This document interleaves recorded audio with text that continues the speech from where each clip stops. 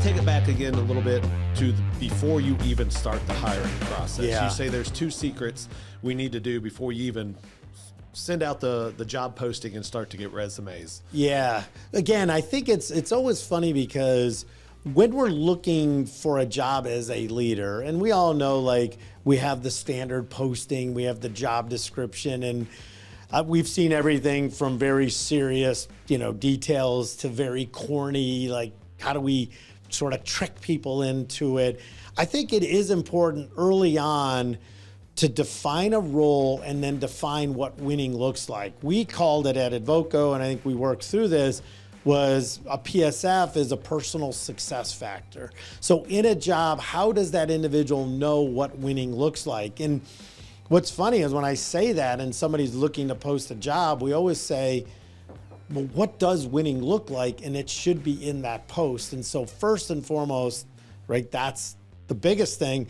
And then the second thing is really tied back to the personality profile that we want. Do we need an introvert and extrovert, high D, low D?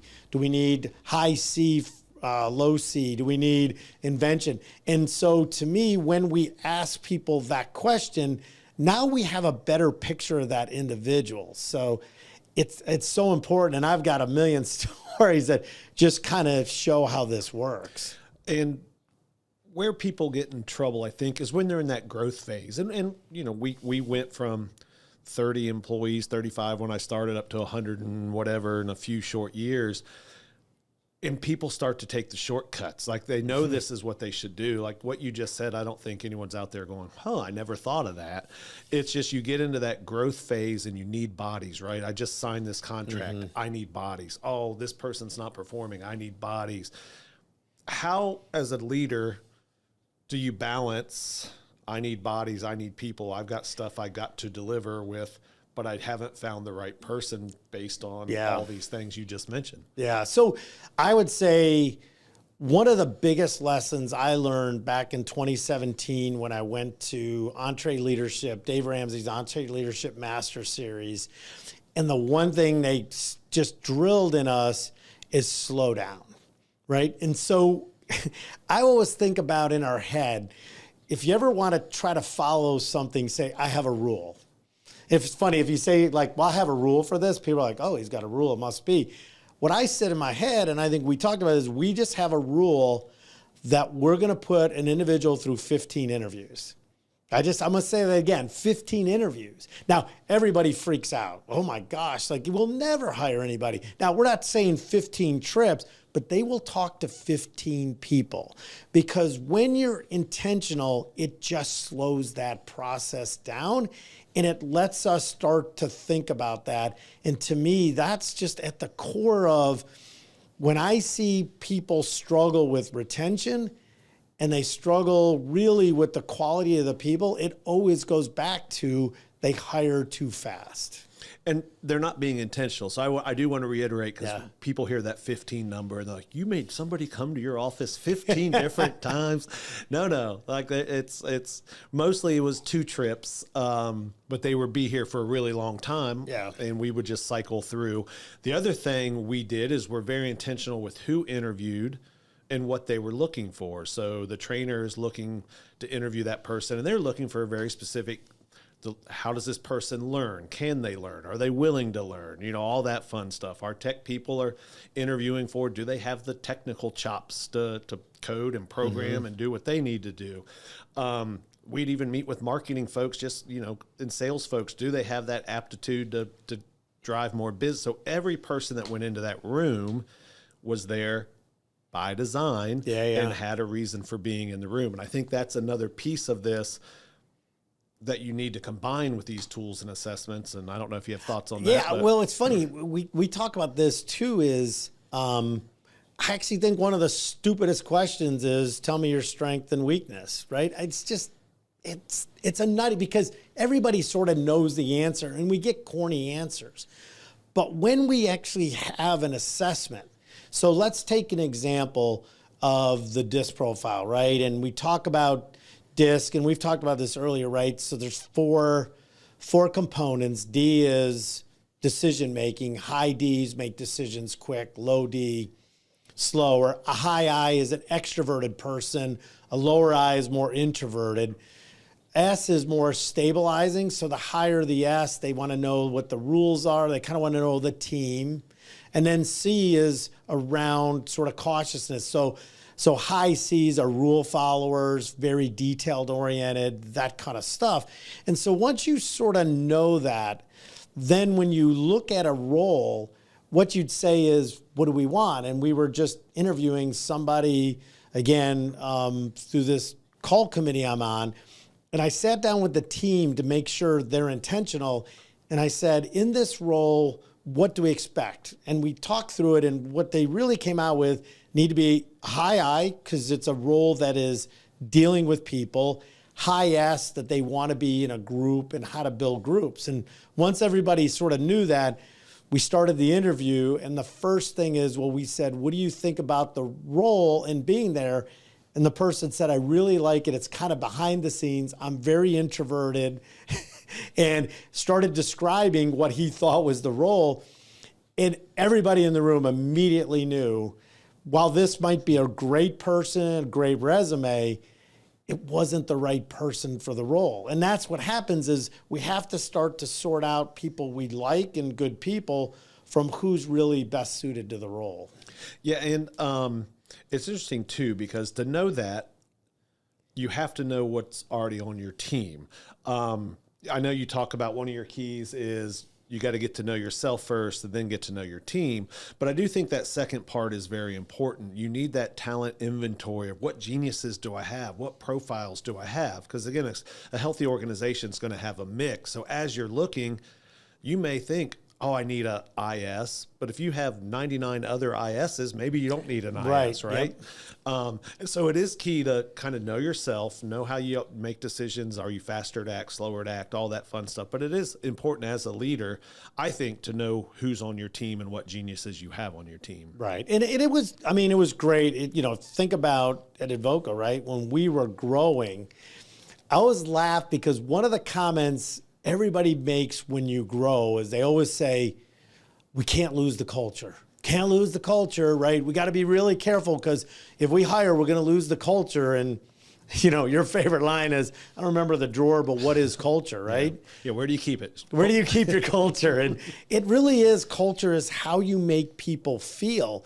And when we're interviewing people and when we take them through this process, it's wild. And you might share some stories about how people light up in the interview process because we're teaching them something new and about themselves. And all of a sudden, we're doing something different than anyone else is.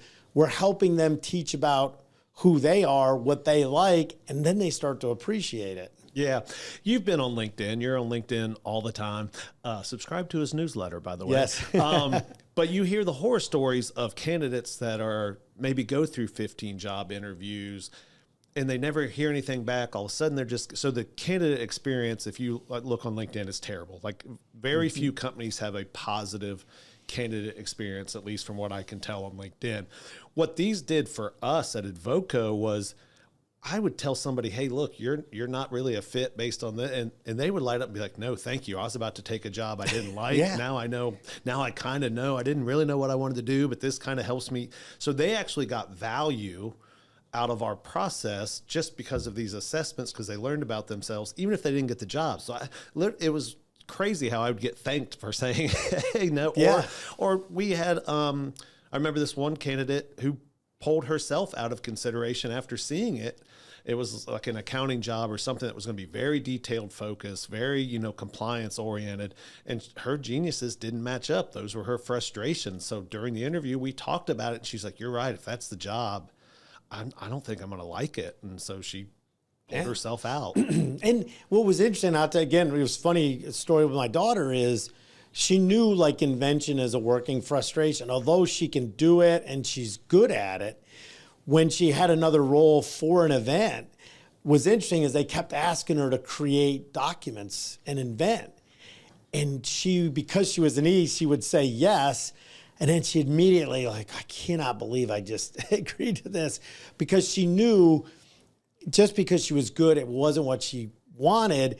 And so it was easier for her to go back and say, look, I understand you need this. It's just not my skill set. It's in my frustration, because if they make her do that over extended time, she may love the company, may love the leadership, may love everything about it, but she just hates that job, and she will go where she then feels the joy, not the crushing stuff. So it's really important to understand that, not only about ourselves, and once we learn about ourselves, then we can understand how other people feel. Yeah, I want to shift gears a little bit. We've been talking about assessments as far as hiring and on the very, very front end, and from a more tactical position. I want to ask you, as a leader, author, all that fun stuff, knowing your team's strengths and weaknesses. I know we don't like to use those terms. Yeah. Geniuses, frustrations. Yeah. Their disc craves and crushes. Craves, crushes. Most owners struggle to delegate. They don't necessarily maybe trust their team, or just letting go is a challenge. Having these tools and assessments in place throughout your organization, in the hiring process and the performance management process, all these different, does it make it easier, or does it help an owner delegate and let go because they kind of know the skills are there? I mean, absolutely. And again, one of the things, and we talk about in the working genius, is the genius of tenacity. Anybody with a T loves a good checklist. Like, these are your get it done people. And what happens is, if I don't know the makeup of my team, I may be asking team members to do something that are low T, like myself, like I just finishing stuff. It's in my working frustration. I need to be more in the creative side.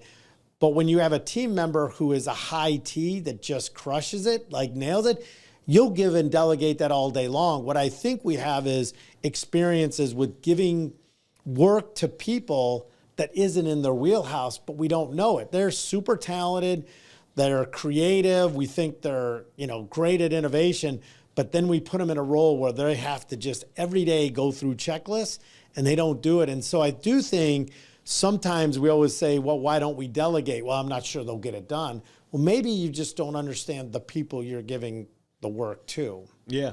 And in the book, you talk about the importance of making tough team decisions. What advice would you give the owners who maybe hesitate to let go of underperforming employees? Again, because we're busy, we're growing, we need bodies. I'm already 3 people short. If I let this person go, I'm now 4 people short. Yeah, this one is the hardest, because in a lot of cases, when somebody's not performing, it's usually not that they're not a good person, not that we don't like them, it's just that they could be in the wrong role. And so there's this whole discussion. We talked about the front end of slowing down the hiring process. We say, hire slow.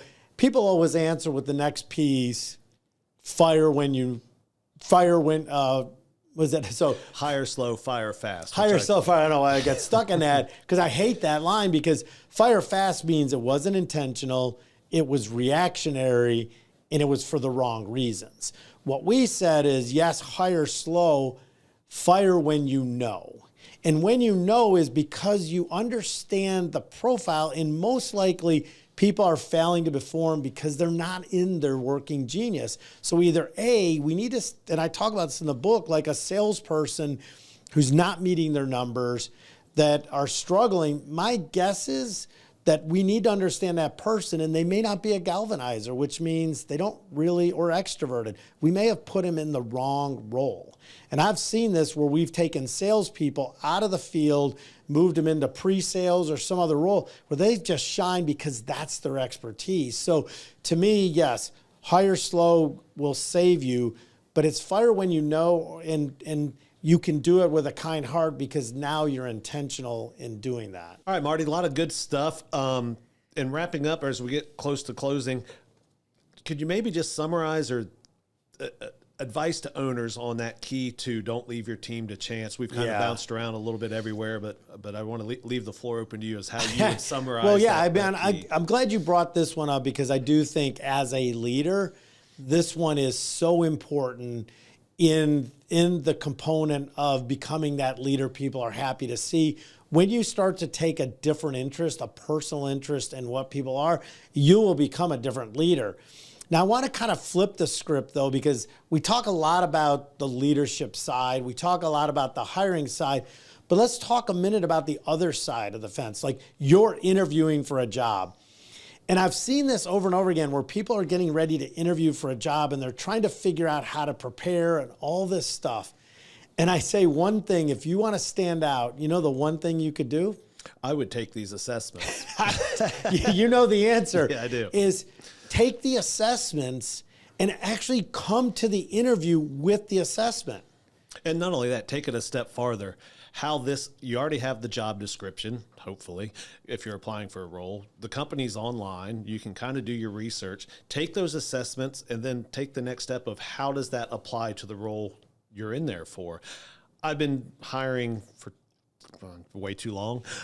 You've probably hired 50,000 people. Yeah, I don't know. It's a bunch. Too many. I've never had anybody come in with anything like this. So you've never had anybody ever come in with a profile assessment? Not unless it was required by the company. So, again, if we administered them, obviously, but I've never had anyone just come in and say, hey, here's my Enneagram, Myers-Briggs, any of them. But if they ever would and said, hey, based on my profile and your job, I think I can have impacts, I would have been like, can you start today? So think about that. Not one person has ever come. So think about if you want to stand out, you want to do something different in an interview, come with this document, because once you've digested it and you understand really what you crave and what crushes you, where you're strong at, when you start to help them see how you fit and that you've done the work, these people are going to be blown away. Because if the job requires, compliance, it requires high level of detail, and you have no detail, then realistically, you're in the meeting and you're not meeting the goal. Like, you're going to be unhappy, they're going to be unhappy, so why do it? But if you're a high C and this is in your wheelhouse, when you come in and say, this job, as I see the job and I understand it, requires a high level of compliance and a high level of detail, I'm a high C. That's your strength, but it's backed up with what you love and what you know you can do it. And so to me, you could set yourself apart. One of the things... Marty, I just want to... I think the reason people don't, and I've sent this to friends that have been looking for jobs and said, hey, take this, take it into your interviews. Yeah, why do you... And they won't. I think it's fear that they're going to have a wrong profile. Like, it's just...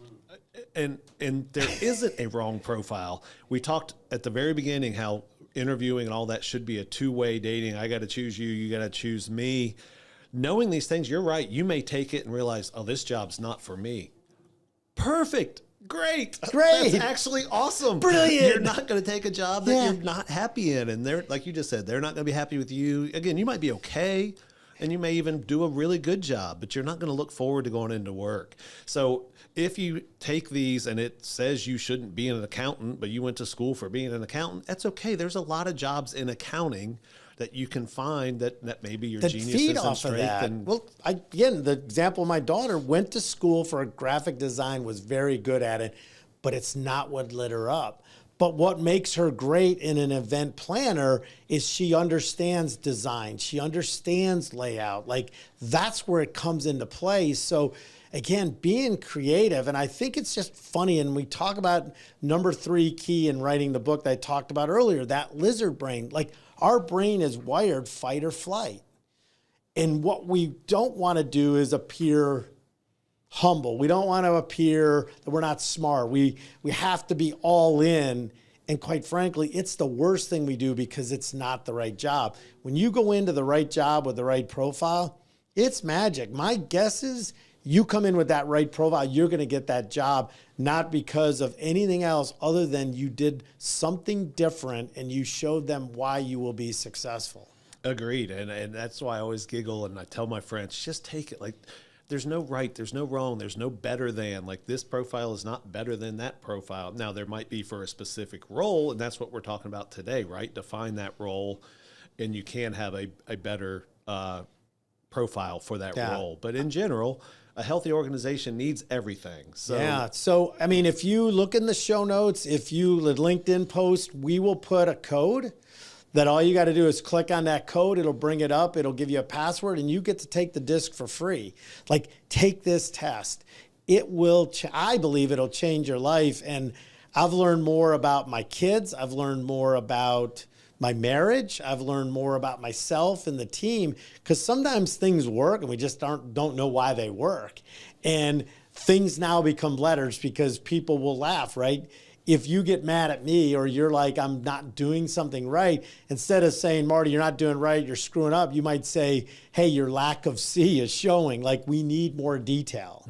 Or, you know, you need to slow down a minute. Like, I need you to pay attention, because as a high D, right, I get an email. In the second paragraph, I'm done. And people say it to me all the time is, didn't you read the email? I'm sorry, but I'm a high D. It's just who I am. After second paragraph, give me bullets. But if I was a high C, then then the 14th paragraph, when you have what I need to know, I'll know it. So I really think that this is such a game changer that it is one of the most important things any leader can do. Yeah, I agree. And just to kind of wrap this up, you can hire and take whatever job you want. You can take these profiles, you can take these assessments, and you can still take a job or you hire whoever you want. But guess what? You're now doing it intentionally and by design. At least you know you're hiring that person that maybe doesn't fit, or maybe you know you're taking a job where you're not going into your genius and your passion, but you know. So again, you're not leaving it to chance. You're doing it by design, and the outcome will be what it is, but at least you go in knowing. Right. I mean, in today's world, you know, with different people, different individuals, different personalities, I mean, there's a lot of moving pieces. And if you want to be successful, don't leave your people to chance, and you will be wildly successful. Great stuff, Marty. Thanks for joining us again. Again, the book, Finding Significance, 5 Keys to Becoming the Leader People Are Happy to See. Where can folks get this? Yeah, I'm glad you brought it up. You can get it on Amazon. It's probably the easiest thing. Amazon is amazing in how you buy the book. It's also an Audible, so if you want to hear my voice again, I've actually did the reading of it. And in today's world, we spend so much time in cars and learning that you can listen to it anywhere, but it's on Audible. And I think I'd love to hear what you have to think about it. Sounds great. Go out and grab that book. Subscribe to his newsletter. You can follow By Design on LinkedIn as well, on our YouTube channel. Marty, thanks so much. And until next time. Yeah, thanks.